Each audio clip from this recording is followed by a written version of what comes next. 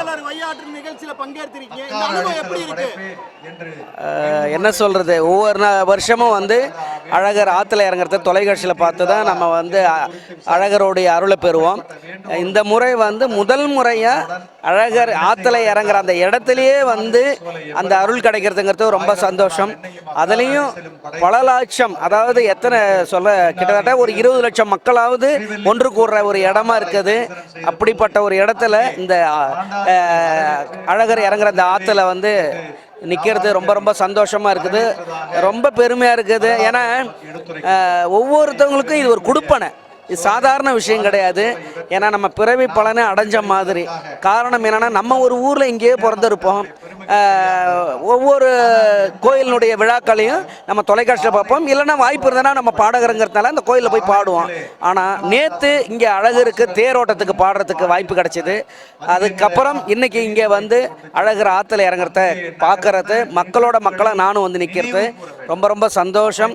உண்மையிலேயே அழகருடைய அருள் எல்லாருக்கும் கிடைக்கணும், எல்லாரும் மகிழ்ச்சியாக இருக்கணும், சந்தோஷமாக இருக்கணும்.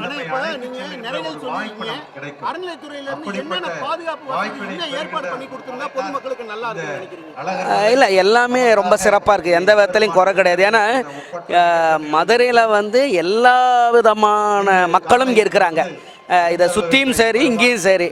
அப்படி ஒவ்வொரு பாதுகாப்பும் வந்து யாருக்கும் இடையூறு இல்லாமல், யாருக்கும் எந்த பிரச்சனை இல்லாமல், எந்த சூழல்களுக்கு எப்படி தயாராக இருக்கணுமோ அப்படி காவல்துறையும் தயாராக இருக்கிறாங்க, தீயணைப்பு துறைகளும் தயாராக இருக்கிறாங்க, டாக்டர்ஸுங்களும் தயாராக இருக்காங்க. இப்போ கூட ஒரு செகண்டு ஒரு பையன் மயக்கம் போட்டு விழுந்தாங்க, உடனே ஸ்ட்ரெச்சர் தூக்கிட்டு வந்து அடுத்த நிமிஷம் 108 கொண்டு போயிட்டு அவங்களுக்கு உடனே இது பண்ணாங்க, உடனே ஆஸ்பத்திரிக்கு கூப்பிட்டு போயிட்டாங்க.